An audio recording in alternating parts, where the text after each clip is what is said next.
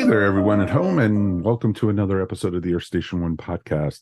This is going to be an interesting one. This is looking at a historical film that is, had a lot of potential for Oscar nominations and a lot of buzz around it. And did it live up to what everyone was expecting? We are talking about Napoleon, a film, of course, by Ridley Scott. It's going to be a very interesting talk tonight, and we got some great folks to talk all about it. Let's welcome back to the show, Allen Porter.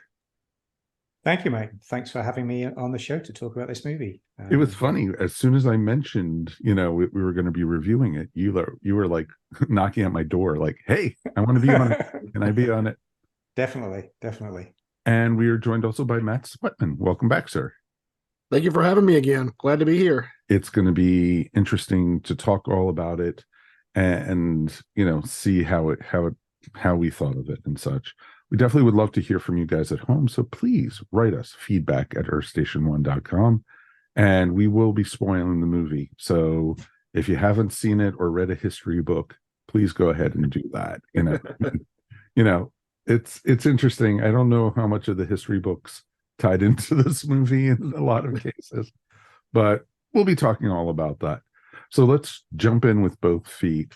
The movie was released this on November 14th in Paris, and then in the US on the 22nd. And this is an Apple production, so you'll be seeing it streaming on Apple Plus real soon. And there's also supposed to possibly be a 4-hour version of this film. So I'm going to be interested to see everyone's thoughts on it. Gross wise, we always talk about that on the film. The movie grossed 79 million worldwide and received mixed reviews. It had a very positive opening at first with the reviews, but then as more and more people saw it, the Rotten Tomato scores dropped, and also I think it's about 60% on Rotten Tomatoes, but we don't usually go by what the reviewers and the critics say anyway. So, it'll be very interesting to see how this film does, and because it had the Thanksgiving weekend here in the United States to do that. And, usually a lot of people, after they go for turkey and stuff, if they don't watch football, they go to the movies. And I expected a larger audience for this, truthfully. So what are your guys' thoughts on that? I expected it to do more over the Thanksgiving weekend, definitely. But I think by that time, word of mouth was getting out. Yeah. So I think it may have been hit by that. Mm-hmm. Exactly. And it's interesting. What about you, Matt? You were going to say something also. Yeah, I thought this might also been hurt by the lack of publicity. With the actor strike, they couldn't publicize it until very, very recently. And I think a lot of people I talked to who weren't as up on what the movies were coming out, they were like, "Oh, there's a movie coming out about Napoleon." They hadn't even heard about it. So I think if you can't get people aware of it more, so those who don't go to movies every week, seems like I do, but if you can't get many of them excited about it, they're not going to show up for it. No, totally makes sense. And it's interesting that, we're, heading it now into the holiday season, because basically Thanksgiving is the start of the holiday movie season. And that's when a lot of people come back to the movies, because fall is usually a very slow time other than horror movies and such. Right. Whereas, summertime, you have all the big blockbusters. Thanksgiving is usually the beginning of when all the big dramas come out, all the, stuff you start expecting to see nominated for the Oscars and the Academy Awards and Golden Globes and all those. So it's interesting to see that this, and you had big names in this. I didn't know what to expect though, because the last couple of things by Ridley Scott has been kind of iffy for me. And I love the legend of Napoleon, and I love what I've read in the history books, And no, I'm not counting Bill and Ted's Excellent Adventure in that. So, you know, so. I thought that was the historical record. Well, it's starting to be after watching.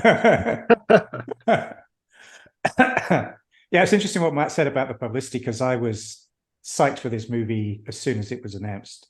So I've been like devouring every piece of news about it, every trailer, every mention. So I hadn't noticed that it hadn't necessarily been promoted that well, because for me, I'd been all over it pretty much from day one. So that's an interesting observation, Matt, that maybe, you know, the general populace, if you like, just weren't aware of it, which I found somewhat amazing. But then again, I had a very biased view because, like I said, I'd been steeping myself in it pretty much from the day it was announced. So I was pretty much the same way though, because after seeing the first trailer, it looked amazing. It was, you know, I wasn't expecting, especially with a Ridley Scott movie, that those things in the trailer was some of the best scenes in the movie. Because usually with a Ridley Scott film, you get so much more than what just you see in the trailer. yeah. And I don't want to bash it this early and everything. I'm trying not to and everything, you know. But Judy and I went to go see it on Thanksgiving Day, actually. And we were maybe us and maybe 10 other people in the theater and everything. And usually the theaters are packed on Thanksgiving. Especially I was lucky enough to actually go to a press screening actually on November 14th. So 2 weeks before it came out. And that was packed. I mean, that's awesome.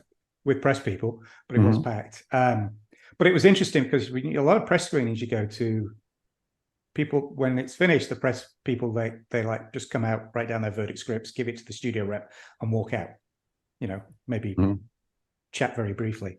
The lobby was full of people because everybody wanted to talk about this movie. And again, not bashing it, but how it didn't live up to what we thought it was going in. It generated an awful lot of conversation, which I don't normally see at press screenings because, you know, we're all hardened cynics. So I thought that was interesting, that it did generate an awful lot of back and forth. That's interesting. Well, you want people to talk about the movies when, especially at a press screening, you want people to discuss it. Yeah. But I don't think it was the kind of discussion that they were expecting it to. No, it was not. No. And everything. No. What about you, Matt? I'm up for most major biopics. I'm a sucker for a biopic. And Napoleon seemed like a natural. I mean, you know, there really hasn't been a major biopic for Napoleon in decades. So it seemed like it filled a void. So I was hoping that I would get a better feel for how he was perceived by today's filmmakers. I mean, because a lot of times especially when you have that long a period between biopics, you get a different perspective. Political attitudes may change. He may have been considered more of a hero than he would be to a modern audience. So I kind of wanted to see how maybe the perception of him had changed over a generation or two. I don't know if the movie was nuanced enough to really tackle that at any depth, though, unfortunately. Yeah, I will say it was one of the things for me. When I came out of it at the end, I didn't know what point Ridley Scott was trying to make about Napoleon. Whether he wanted us to like him, whether he wanted us to dislike him, whether he wanted us to appreciate what he'd done, whether he wanted us to think he was a monster. You couldn't tell. I couldn't tell. I couldn't get a handle on what it was that Ridley Scott was trying to say, and not just with the movie, but actually the end titles, the stuff they put up right at the end of the movie on the title screen. It was like, well, you just sort of undermined the last 2.5 hours of the movie with the stuff that you put up on the end title, like with the death tolls from the battles and stuff like that. And it was like, what point are you trying to make? Mhm. Yeah. So to that Matt's he was point, that he was a monster, that he killed, yeah, these people died under his command, basically. yeah. But you're also talking about him being one of the greatest tacticians in history, and it's like, what are you? Yeah, No, yeah. the movie never felt focused. That was my No, problem with it. And it was funny. It felt rushed. It didn't go into much detail. It just went voop, voop, voop, voop through. But there was points where it felt like it dragged. And I went to see it with my wife. And, usually she's the one, shh, don't bother me. Don't bother me during a movie or something. If I have a comment or something. An hour into the movie, she says, have we been here 2.5 hours already? And it's like, no, we've got another hour and a half. And she says, oh God. And for her to do that, yeah. that's pretty bad. It just was like, okay, let's do a Viewmaster shot of Napoleon's life. Okay, click here. He was a young soldier watching the beheading of, Marie Antoinette. Click here. He's, fighting the English at the army. Click here's he, and it's like slap, slap, slap, slap, slap. It didn't feel rushed. Was he hoping that people would see this and say, oh, this is too rushed? It's not enough detail, and we want the 4-hour version of this. Something. That's what it felt like to me. It felt like I sat through a 2.5 hour trailer. Yeah.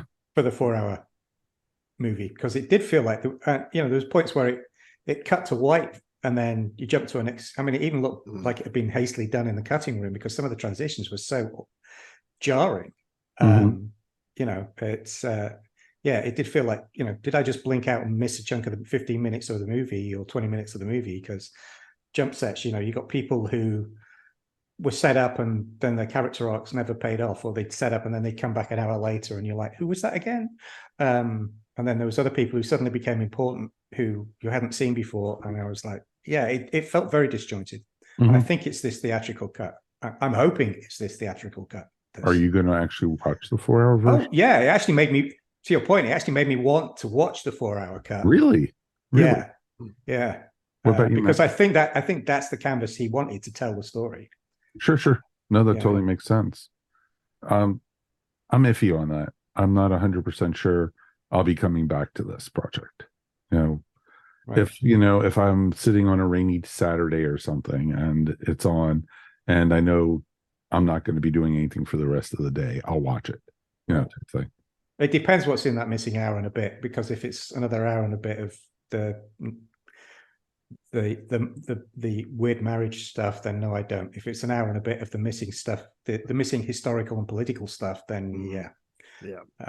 So no, I agree completely that it felt like there was a lot more political, like you said, political, and his battles and the way he rose to power was missing. Yes, it almost felt like the way they portrayed it. It almost felt like he was just at the right place at the right time. That he wasn't the great tactician that history has shown him to be. That it just showed that he happened to be at the right place at the right time with the different rebellions or the different power takeovers and such. And it was just like, Napoleon was just thrown in there, and that's the way this film made me feel. Yeah, I mean, it didn't really show the fact that he would change sides. He very much would sense which way the wind was starting to blow and very subtly change sides. I mean, he was a very strong supporter of Robespierre. You don't get that in the movie.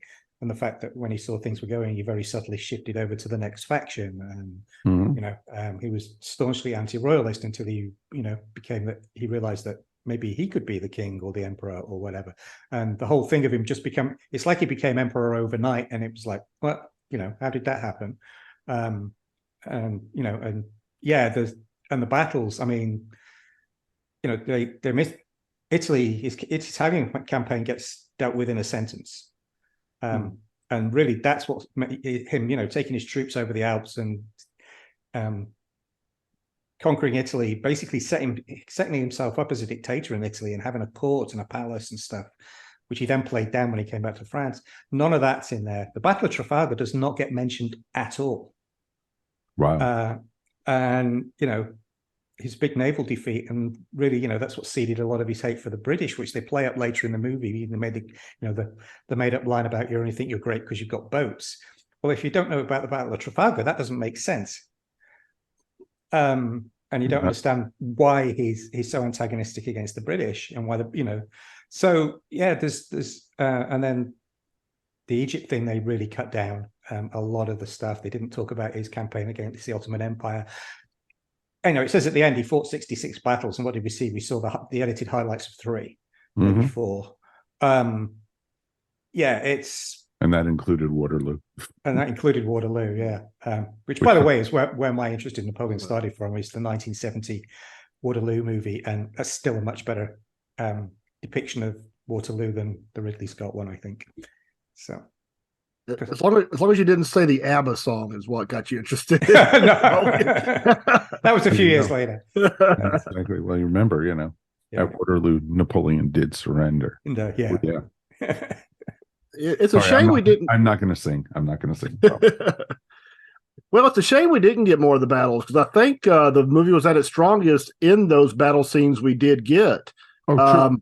I think they're spectacularly portrayed. I saw it in a Dolby theater, and every time one of the cannons was shot, you felt it. In fact, which helped. Maybe I would be dozing in some of the scenes going into it, but once you got to a battle, the seat woke you up in that theater. So if you are going to see it, I do recommend for that experience, you go to a theater that has a good sound system, because those battles really do come to life. So, thinking about good stuff to say, that's really what I was wanting to pin on, is that the battle scenes were very well choreographed and shot. And I would have liked, like you said, we only see 3 or 4 of them when he had 66, according to the movie. So I would like to have seen more of some of his other campaigns, because it focused a lot on the Russian invasion. A lot was focused on that, maybe a little too much, even though it was a pretty major event. Right. But even that, they deal with a lot of it in dialogue afterwards. They don't really give you that sense of suffering that those guys went through. And sorry, I'm really beating on this movie, but it's not one that's aged well with time. Let's put it that way. The more I think about it, the more issues I see with it. There's the whole thing about, his soldiers were so loyal, and he, one of the big things about Napoleon, like Caesar, is he won the trust of his army. They became his personal army. So when you get that scene at the end when he's returning from exile, and the soldiers are sent to arrest him, and they basically don't. They do a U-turn and actually declare him as emperor. That didn't feel earned in this movie. No, not at all. And it was like it.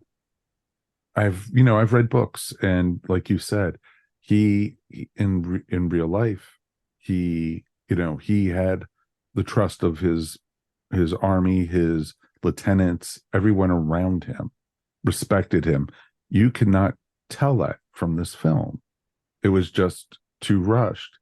Even when they were in Egypt, and you had the banter between Napoleon and one of the other officers, and that's when he found out that Josephine was cheating on him, and had a lover, and it was like that didn't feel natural. It was just like, here comes the next plot point, boom, and everything, and it didn't fit.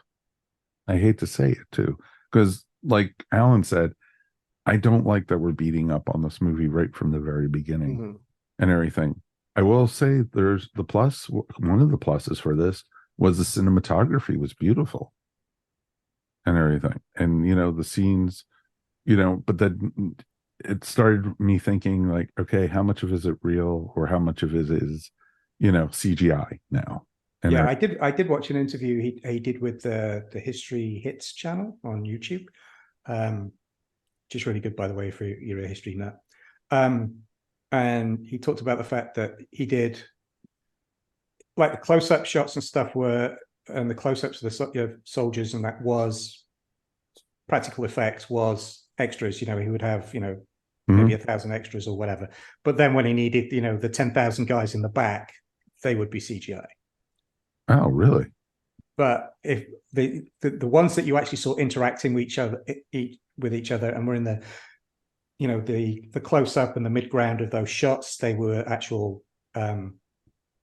practical effects and actual soldiers and extras and stuff. And then he would do, you know, like the squares at Waterloo. I think he said he did 4 of them in real life, and then all the others are like that you see like going out into the distance, CGI. I did like the scene with the, you know, with the ice. That was a great shot. That was beautiful, but historically inaccurate. And given away in the trailer as well. And given away in the trailers, well, that was one of the things in the trailer that caught my attention. Oh, this could be great. He did do it, but I think depending on which historical source you think, I think the most people that drowned are anywhere between 2 and 200, not the thousands that it looked like on the movie. It's one of them sinking to the bottom, drawn, you know.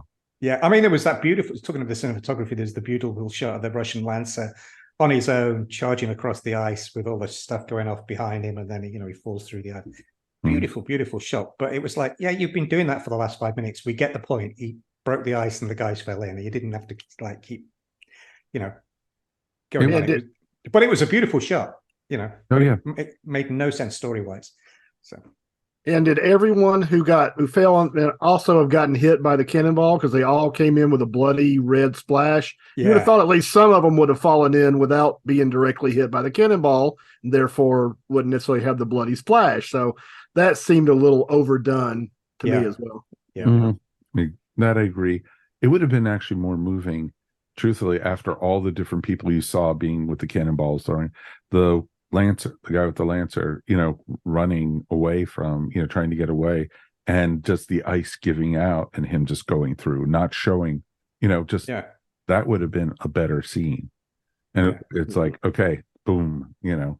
Yeah, I will say cinematography wise, and it was beautifully shot, beautifully staged. But again, it's this modern movie thing. I mean, he did it in Gladiator too, this gray tone that seems to be put on historical movies, that sort of washes out a lot of the color. And if you look at the production shots, they all had very colorful costumes on, and it was, you know, and a lot, you know, again, going back to the military history stuff, those uniforms that they wore at that stage were beautiful colors and bright reds and blues and plumes and stuff. And it all had this sort of grayish, to me, this grayish tint wash over on the palette, and the yellow palette when they were in Egypt and stuff. It was a bit on the nose, I thought.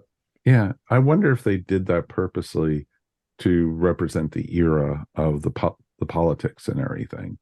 I don't know, but the era itself was very colorful, you know. Oh, no.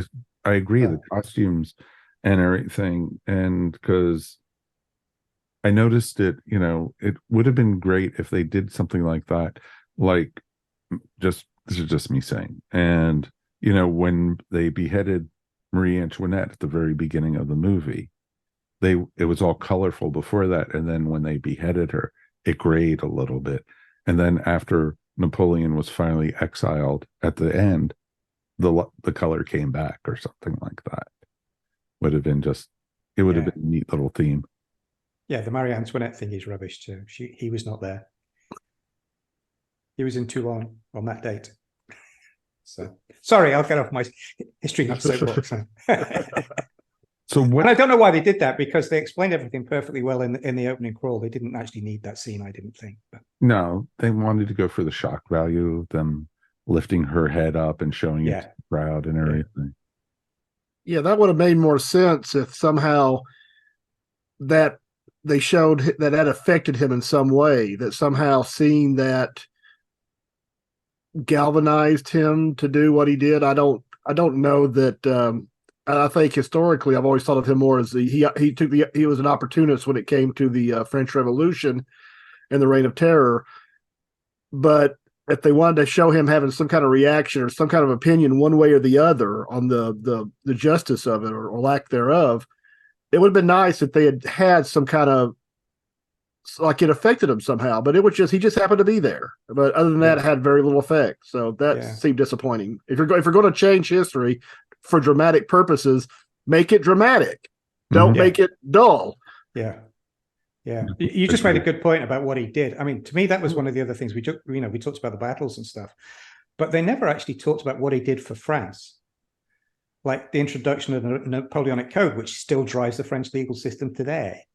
You know, how he basically brought a lot of order back into a country that was in complete chaos. There was some downsides, like he reintroduced slavery, but there was also, other things that he did do in terms of, bringing that country back into a stable, what's the word I'm looking for? I was going to say a stable democracy, but it wasn't a democracy, but into a stable culture, if you like. And as I said, laid the foundation of a lot of stuff that sort of created modern France. None of that is even mentioned, at least in this version. So you don't really get a sense of what he did. I think you've got a sense of what he didn't do and where his failures were. You don't really get a sense of why he is perceived as a great man, flaws and all. But I don't know. That didn't come out of this movie for me. It's interesting that with that, because a lot of people who are its biggest supporters are this movie's biggest detractors, you could say. So, what are you going to say, Matt? Well, I was just going to ask because getting to the performances and getting to, I guess, if you want to say the heart of the movie, the relationship between him and Josephine and the portrayal by Joaquin Phoenix and Vanessa Kirby. Mm-hmm. Is there any evidence? I know we don't have video, but is there any evidence that he was weird and awkward like Joaquin Phoenix, who pretty much plays every role that way, was sort of portrayed him here? Is that it's the horn dog type thing? Yeah. How accurate was some of that stuff? I'm not sure I don't know that we do know. If we do know, is there evidence that this could be a legitimate idea of how he may have been? I think the only evidence we sort of have is his letters, which apparently were, what was the one description I read? Well, he was clearly besotted and they were sophomoric, borderline pornographic to her. Mm-hmm.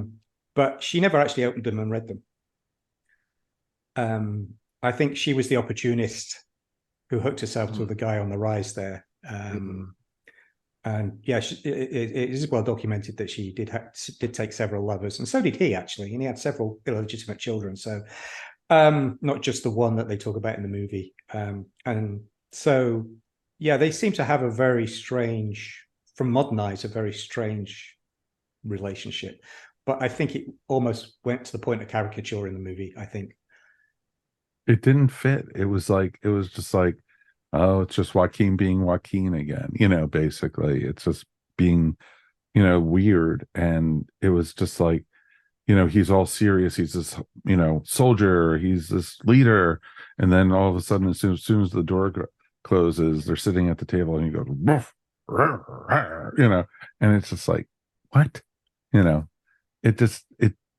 threw out the character out the window in a lot of ways. But, what did we like about this movie? Was there anything we liked? Was there positives? I beat up on where it's been historically inaccurate. There was a lot of areas where it was historically accurate. Some, the battle scenes, the bits they showed of the battle scenes, I think on the whole, there was a couple of things in Waterloo that weren't, but that's my area of interest in the whole Napoleon saga is Waterloo, so I sort of picked up on that. But from what I know, the whole thing of that first battle, where he was nervous beforehand and he sort of cured his nerves by charging to the front of his troops and storming the things at night, getting his horse blown out from under him. From what I've read, that was pretty accurate. The horse took a cannonball. Jesus. Yeah, and he actually apparently did go and retrieve the cannonball from his horse's body the next morning and say, "Give it to my mother." That was historically accurate. Really? Yeah. And the fact he got wounded in the leg. So there was stuff in the battle scenes. Like I said, the one on the lake went a little bit over the top, but the actual tactics he used and the way he did it was good. What happened when he got to Moscow, that was historically accurate. So there was a lot of historically accurate stuff in. There was a lot of frames in there where they actually recreated famous paintings of Napoleon. Like if you'd have frozen that frame, it's like, I know that painting. Oh, gotcha. So like the coronation one, the divorce, there's certain set scenes, like if you've seen a lot of paintings and stuff of Napoleon contemporary paintings, it's like they've restaged that scene like almost 100% accurately.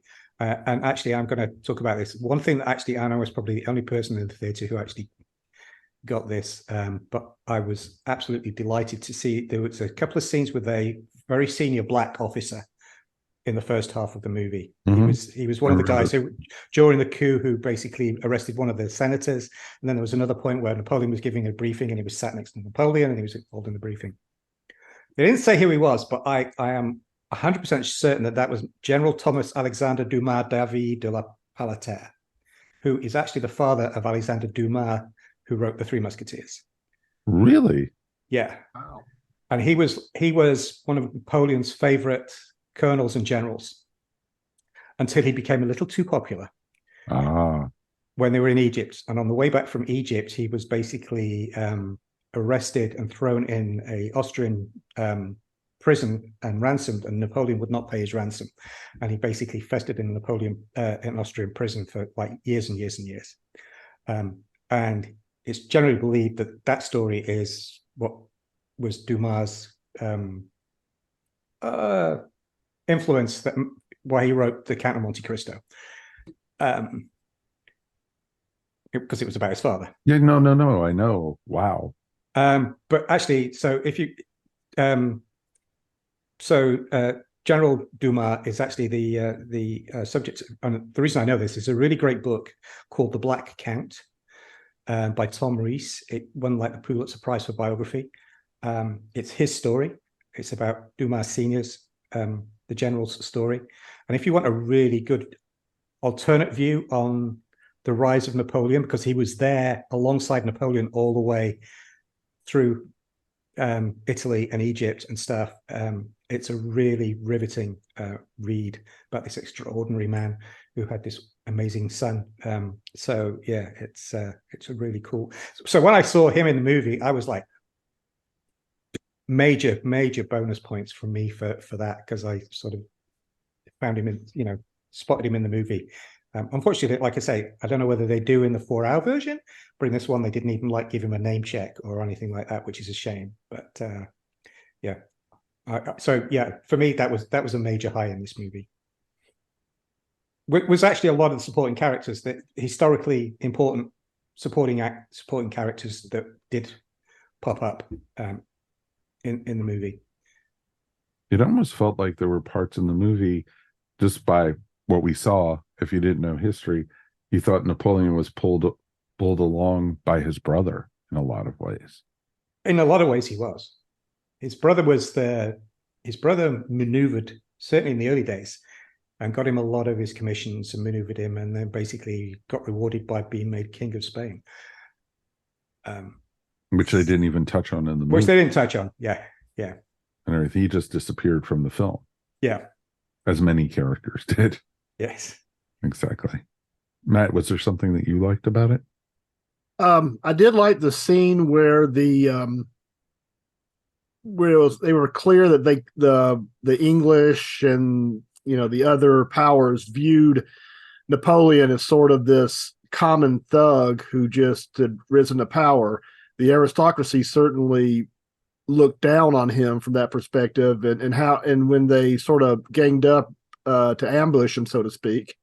I did enjoy that, because again, when you think of Napoleon, you think of this great historical leader, but to think that he didn't come from, he wasn't, he was not necessarily the most classically educated. He wasn't necessarily the most, certainly not intellectual, but I wouldn't call him that either. So that was an interesting, again, I don't know, Alan might can say more of the historical accuracy of some of that. I would like to hear what he says on that, but it was definitely a different take than I think I'd come into looking at it through. Yeah, I think they did that very well, particularly at the end. I think they did actually set up Waterloo really well, and the fact that you've got this coalition of powers who basically had enough of this upstart who's been rampaging around Europe for the last 20, 30 years, and we're going to put him down. I thought that was set up really well. But again, it came a bit out of the blue because you never heard them talk about the English got mentioned occasionally. You never heard him really talk about the Prussians before. It was all about, as you said, the Austrians and the Russians. They never really mentioned anything else. Russia came out of nowhere in this. Yeah. So yeah, I think they did that very well. I mean, one of the things that got me interested in the life of Napoleon in the first place, like I said, was as a kid seeing the Waterloo movie, and then over the years you read the British stuff, and you're like, yeah, you started to realize quite a lot of it is propaganda stuff. The whole story about him being short, that's total British propaganda, is not historically accurate. Him being a short, pot-bellied guy was totally British cartoonist and propaganda. So there was a lot of stuff that I sort of wanted to read beyond, if you like, as I was growing up. And got to sort of study him a bit more. But yes, I think all the way through was always the thing. I mean, the movie poster was like he came from nothing. Not really true. He actually came from a relatively wealthy family, who again switched sides when Corsica was taken over by the French. They were initially anti-French, and then they realized the French were actually going to take over Corsica, and they suddenly became very pro-French. That happens. Yeah, exactly. So he did come from a pretty good background. But there was something about him that basically seemed to appeal to older men in power who sort of took him under their wing and promoted him and stuff until he got to the point where he sort of surpassed them. So, but yeah, it was definitely didn't. He came from a wealthy family, but he was definitely not aristocracy, and I think that really did. Get under the skin of a lot of the other powers that were all monarchies, and stuff like that. As to how can this guy just become an emperor when he's just common stock or whatever? So yeah, I think there was a degree of class envy or whatever you want to call it. There, yeah, good point, Matt. They had no problem sending him into exile the first time, after what happened in Russia. So it was just like, yeah, it was interesting and everything. They were very quick to turn against him. Yeah, in France, the French aristocracy were very, very quick to turn against him. Yeah. So it was interesting. What else, Matt? Anything else? Not to put you on the point here, Yeah, like I said, I was really hanging my hat on the battles are good as far as my good part. So I've kind of spent a little bit on what I liked about it. I think I want to read more, see more perspectives on it. Before I delve into a 4-hour version of this story, I would rather see I'd rather read in real history, not necessarily just dramatizations. I would like to bone up a little bit on that, because that's the Napoleonic years is a bit of a weakness in my historical learning, and it's something I definitely need to bone up on. If I'm depending on this movie to teach me, that's not a good thing. I got the feeling. No, like I said earlier, you learned more from Bill and Ted, so it's okay with that. But yeah, it's interesting to be able to watch this. And I don't know if it's just because this is what people are expecting in today's culture, but it almost felt like quick cut, type thing. And I would have loved to learn more about what was going on, or were they just waiting to do that for the 4-hour version? And that's what, I kept on having in the back of my mind the whole time. And did I like the film? There was a lot to like about the acting was great. I can't fault the actors. Can't really agree with the story and the cuts and the directing all that much. But I liked what I saw. I will agree. It was very well acted. I thought Vanessa Kirby was absolutely standout. Very much so. Yeah. And it's interesting being released in prison to, when she was, met up with Napoleon. And it was just interesting. And of course, the Whovian in me was like, oh, Reign of Terror, Doctor Who, Yeah. The first Doctor must have been in that area. So, sorry. I had No, to- I was all right. I was pretty much the same, looking for the TARDIS in the background. Exactly. Well, I kept thinking when they toward the beginning of the movie, when the people were revolting against the aristocrats, I kept thinking Les Miserables. and that's and I kept thinking, okay, no, this is not that story. This is just setting the tone for a different story. No, I was also thinking of History of the World Part 1, so it's okay. It's good to be the king. Yeah. For that matter, Time Bandits. I mean, That's true, actually. Yeah. That is, so this era has been referenced many, many, many times. And, and Napoleon is such a character in history that, most people, even if they haven't studied him, haven't, researched him, they know who he is.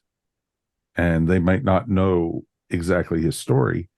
And I don't think this is a good example for it, for them. No, I think his story is so epic.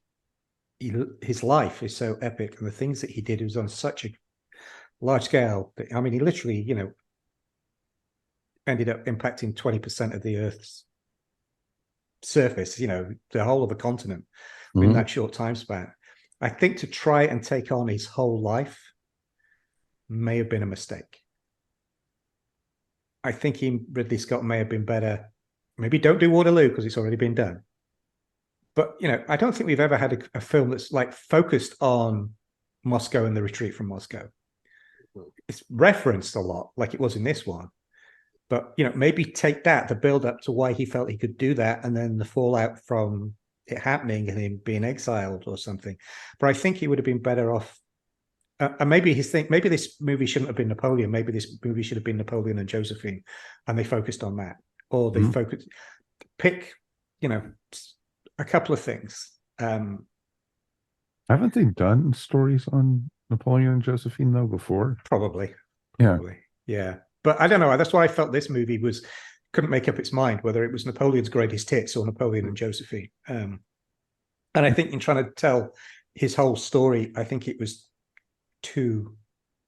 certainly too much for 2.5 hours, which is why I'm interested to see what the 4-hour, 10-minute version is going to be like.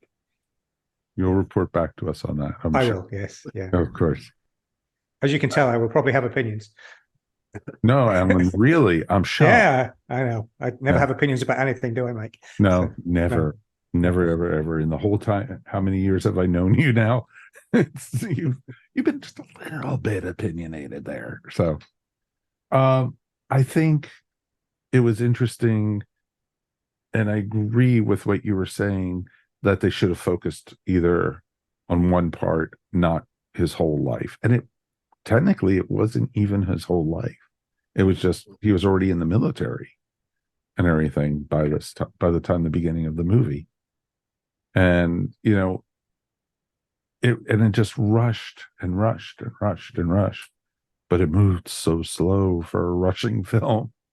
And I don't mean a rushing film for people who want to correct me there. It was interesting. And I'm curious to see the reaction when the awards come around. Do you think this movie is going to be ignored, or do you think people are going to actually try to recognize it for certain things? I wouldn't be surprised if it wins some technical Oscars, like cinematography, sound design. You're talking about the battle. Sound in the battle scenes was great. So I wouldn't be surprised if it's sort of there, but and maybe even Vanessa Kirby, maybe for best supporting actress or lead. I don't know. Don't know if she's supporting. Definitely lead, not a best actress, but not a best actress. No, and I don't think Joaquin Phoenix would be up there either. I don't know. It just, yeah, I'd be surprised if it gets nominated for any of the big ones. So watch it get like 12 nominations now. But that'll be interesting. What about you, Matt? Well, I was going to say they do allow up to 10 Best Picture nominations now, so it may squeeze in for a Best Picture nomination. But I agree with Alan. I think it's going to be all over the technical awards, cinematography, sound. I think it's going to do well there. So it's going to get some nominations, but I've seen a couple of other movies that I think may have a better shot at some of the larger awards. Killers of the Flower Moon is one that jumps out at me as I'm saying this. So, yeah, I think it's going to fall short of being the big movie or one of the big movies come Oscar night.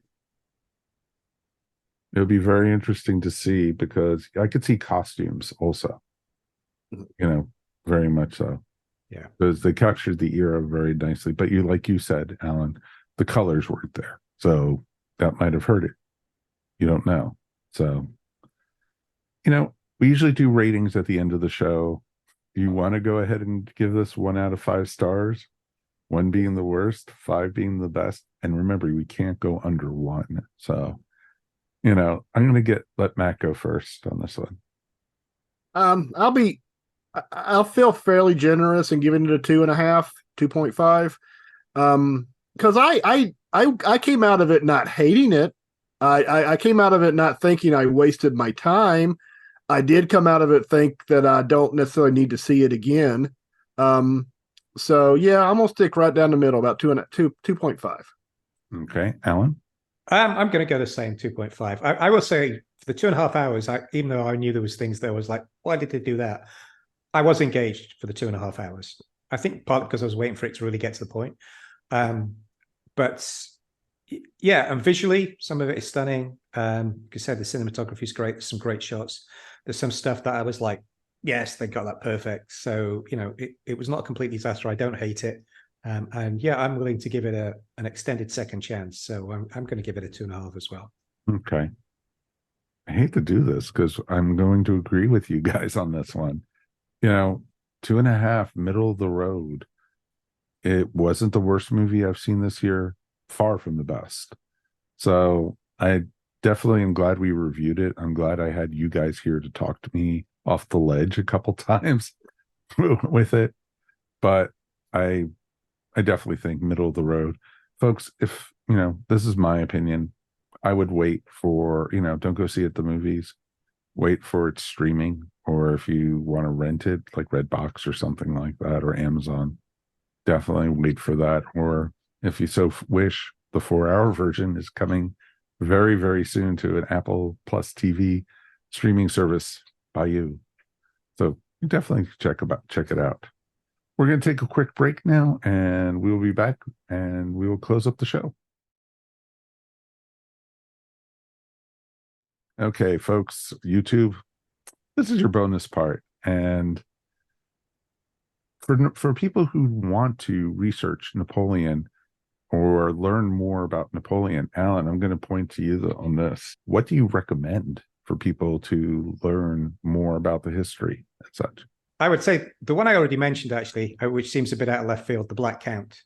I recommend that book all the time. One is a brilliant biography, but also it gives you a very nuanced view of Napoleon's rise from somebody, Napoleon not being the central character, but somebody who was there alongside him throughout it. And it's also a fascinating story about the treatment of race in France. So I would highly recommend that. I think probably the best, I don't know if Allen Plexico would agree with me on this, but I think probably one of the best modern biographies is Napoleon: A Life by Andrew Roberts. I would take a look at that one as well. Oh, by the way, The Black Count is also, I just realized, also is issued under the Last Cavalier. Oh no, that's actually Alexandre Dumas' book about his father. Never mind. Okay. That's a good one, Andrew Roberts. Like I say, if you actually want to know more about Waterloo, which is my particular area of interest, I'd recommend the 1970 movie with Christopher Plummer and, am I remembering it right, Rod Steiger as Napoleon. But that's a good thing about Waterloo. Bernard Cornwell did an excellent book on Waterloo that came out a couple of years ago, which is sitting in my library across the hallway, and I'm too lazy to get up and double check that. So I'm actually, Bernard Cornwell, who you probably know for Sharp's Rifles and The Last Kingdom and stuff like that, historical stuff. Yeah, he did an excellent non-fiction book on Waterloo, and there was actually a really moving book called Waterloo the Day After, which is about the aftermath of the battle on the local population and the soldiers who fought in it, but on both sides and stuff like that. And I can highly recommend that too. And you could still go there and you could learn about the history there. Yes, you can go to the battlefield and it's very little has changed. Right. Yeah. And so, and it's interesting because, if you ever get a chance to do like one of the tours, because they have like the Napoleon tours, and and they put you on a tour bus and they take you through France, they take you up through into the Netherlands, and it's just amazing what you learn and everything about it. Can I tell you my favorite Napoleon tour story? Sure. It wasn't actually Napoleon's tour story, but when I was in Paris on a school trip, when I was in, I don't know, it's been 14, 15, we went to Napoleon's tomb at Les Invalides. Mm-hmm. And we stood there looking at Napoleon's tomb, and sorry, I have to point the finger at my adopted country, but there was 2 American tourists come and stood next to us, and they're looking at it, and the husband goes, "So who was this guy?" And the woman goes, "I don't know, G. Elmer. I think he was some sort of scientist." Oh God, you're kidding. No. So I was like, gotta love the American education system. Yeah. But gotta love that. But if you can do the tours, or like I say, there's a lot of good books. I think I heard something or read something recently in the run up to the movie. There's like 400 books about Napoleon. Really? Yeah. So they didn't base this movie on a specific biography, did they? No. I think it might have been better served. It might have had a little more focus if he had of. No, I don't disagree with that. I heard he had a historical consultant on site who he basically ignored when he didn't agree with him. So it's interesting because it was, if they would have taken it from one context, I think it would have felt more focused, maybe. So, or even a single viewpoint. Actually, thinking about it when you just said that, it's like character viewpoints move around. Is it Josephine's story? Is it Napoleon's story? Is it right? Yeah. So, oh well, but folks, definitely there's a great history there, and there's so much to learn, and there's stuff I don't even know, or I've read about, or that we saw in the movie I want to learn more about. And hopefully this whetted your image and your image of Napoleon, and maybe that you want to learn more about the man and the history, and because to this day he is known as one of the great tacticians in military. And so there had to be something there, because you couldn't tell by the movie. So I know I'm bashing it again. It's almost like we're talking about a Chris Chibnall episode of Doctor Who. Oh no, I wouldn't go that far. Okay. Let it go. It's in the past. We can move on. So's Napoleon. So there we go. I think that's going to wrap up the section for the YouTube folks. Thanks for joining us tonight, folks. And we do appreciate you watching. All right, folks, that's going to wrap up another episode of the Earth Station One podcast. Let me thank our guests for being here. Matt, thank you as always, my friend. Oh, thank you for having me. Had a blast. Anything you want to promote or shout out about? I just last Saturday, which would have been the 25th, for those who don't see it on different times than we're here.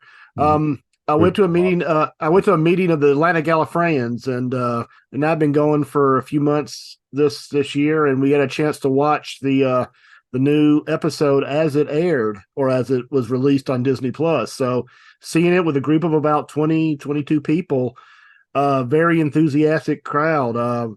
I had a blast, and anybody who's a Doctor Who fan, we do it mostly third Saturdays of the month, and at the Sandy Springs Library in Roswell.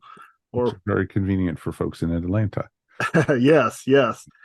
So again, I just want to say that we had a great meeting, and have a lot of friends in that group, and I've really enjoyed it. That's awesome, sir. We'll have a link to the Atlanta Gallifreyans Facebook page for folks to check it out in our show notes. And folks, if you're into Doctor Who anyway, check out our Doctor Who podcast, Earth Station Who. This week we are actually reviewing The Star Beast, the first part of the 60th anniversary specials. It's going to be interesting. Did we like it? Did we not? Was it ranked with Napoleon? Who knows? We'll let you know. So we'll talk about it all. Check it out wherever fine podcasts are found. Earth Station Who is there. And you know what? It's one of the best Doctor Who podcasts that I host. So it's okay. It's a good thing. And Alan, thank you so much, my friend. Thank you for having me on. I do appreciate it. And listening to my unwanted opinions again, I really appreciate it. Your opinions are always warranted on the show. It's okay. Anything you want to shout out about, sir? Actually, I just want to mention, I did actually write a very quick review on my weekly newsletter a couple of weeks ago. If folks are interested in what I'm doing in terms of writing and podcasts and stuff like that, and just general stuff that I'm up to in the pop culture world, you can sign up for my free weekly newsletter at alanjporter.substack.com, and that comes out every Friday. And on the Doctor Who front, I know this isn't the Who podcast, but there's a book coming out called Outside In Regenerates, which is a whole bunch of essays by different writers on different Doctor Who episodes. And I have an essay in that about the first Doctor story, The Gunfighters. And that book, I think, is just starting to ship as we record this. So that's awesome. If available soon. Yeah, folks, definitely check it out. It's definitely worth, seeing. And, Alan's has tons of material out there. So look him up. He has some great stuff to check out. So I highly recommend him. My shout out real quick. Judy and I have been watching even more TV, of course. Shocker there. So we got caught up on the new season. Actually, I should say the first part of the season of The Crown. Season 6 is here, and it completely dealt with Princess Diana and her passing. It was interesting because I remember it very, very vividly, waking up in 1997 and finding out that she had died in the auto accident, and, what led up to it and stuff. And they captured it really, really well. And it was neat. It's fiction. There's no way people could know exactly what was going on between her and Dodie or whatever conversation she had with Charles and stuff like that. And the whole series of The Crown, you have to take with a grain of salt. It's not, it's not like it's a biography, or it's not like it's, definitely based on, real people, but that's about it and everything. And it was very interesting to watch and see. The second part of the season is going to be coming in mid-December, they said. And, it's definitely going to be, ending on a boom, and it's going to be interesting. It's been a great series, but I'm glad they're bringing it to a close. So it should be very interesting to see. Definitely recommend it. It's up on Netflix, and they don't do the weekly releases like other shows do and stuff. They just put it all out all at once. So it's definitely, you can power watch it pretty quickly. So definitely check out The Crown. All right, folks, that is going to wrap up our next episode of Earth Station 1. It was fun talking to everybody, of course. And, it was, sorry if it seemed too that we were beating up on the movie, but sometimes movies deserve it, and sometimes they don't, and so, take us with a grain of salt, and we appreciate you sticking with us through all this. And that's the great thing of what's going on. As always, thanks for listening to the Earth Station 1 podcast. Always remember that we couldn't do this without you. If you want to support the podcast, please check out our TeePublic store and get some really cool ESO Network swag. We also wanted to say thanks to all our patrons. You guys are the ones who keep us going here every week, and we do appreciate it. For as little as $1 a month, you too can help support us here at Earth Station One. Check us out at patreon.com/ESO Network. We also want to hear from you, so please write us anytime at feedback@earthstation1.com. Remember, you could also find Earth Station One wherever fine podcasts are found. And now Earth Station One could also be found in video format on YouTube.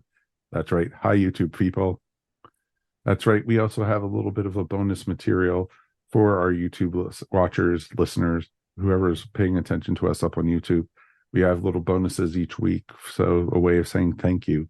So when you get to see these lovely faces, you know, as my mom used to say, you have a face for radio. It's a good thing. So, you know, that's why we're in video format now and everything. So as always, my friends, thank you for listening. On behalf of myself, Mike Faber, of course, Mr. Mike Gordon, you are missed. You'll be back next week. Mr. Matt Sweatman, thank you as always. And Alan J. Porter, thank you, sir. Always great to see these smiling faces here and seeing you guys at home. Hopefully you had a great Thanksgiving here in the United States. Everyone around the world, hope you had some good bargain finding on Black Friday. That's all I can say. We will see you here next time on Earth Station One. Get a chance, like and support us, you know, and subscribe, you know. And if you made it this far, thank you, thank you, thank you. We do appreciate you. We'll see you next time here on Earth Station One. Peace, and we are done.